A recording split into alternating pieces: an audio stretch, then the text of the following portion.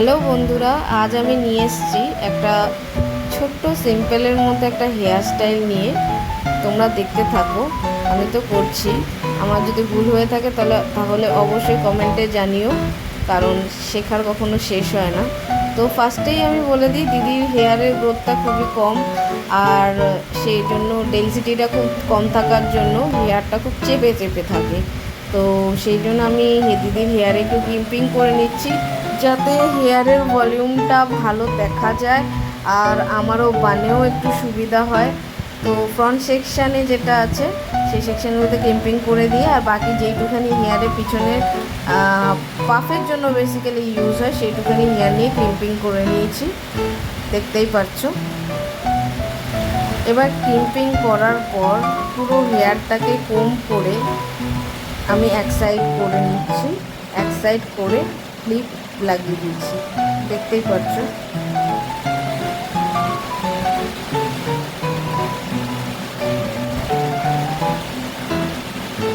এই হেয়ারস্টাইলটা আমার বেসিক্যালি ভীষণ পছন্দের।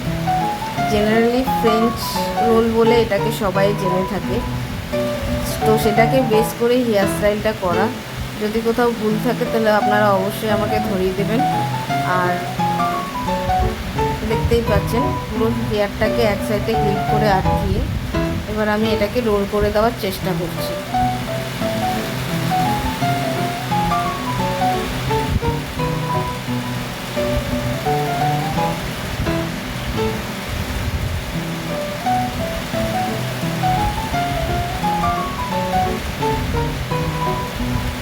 আর দেখতেই পাচ্ছ দিদির এতটা ডেনসিটি পাতলা যে হেয়ার রোলের সময় স্ক্যাল্পটা দেখা যাচ্ছে।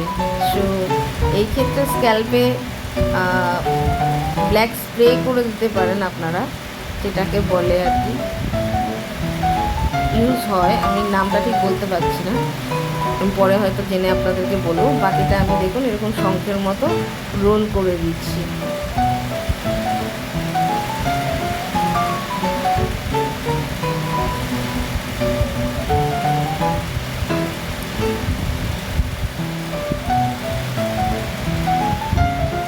আর সামনে হেয়ারটা কিছুটা ছেড়ে দিয়েছি দিদির, তো সেইটুখানি হেয়ারটাকে আমি আয়রন বা স্ট্রেটনার দিয়ে কার্ল করে দেবো।